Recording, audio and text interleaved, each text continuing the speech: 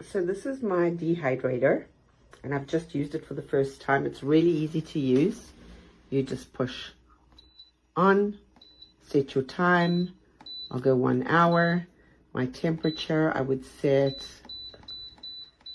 the recipe says 75, and then you just leave it, and it starts. Here it goes. The fan came on, and I have a rotate button, so it can actually rotate the meat while it's drying. This one blows from the back, which is better because I think you get an even distribution of the hot air.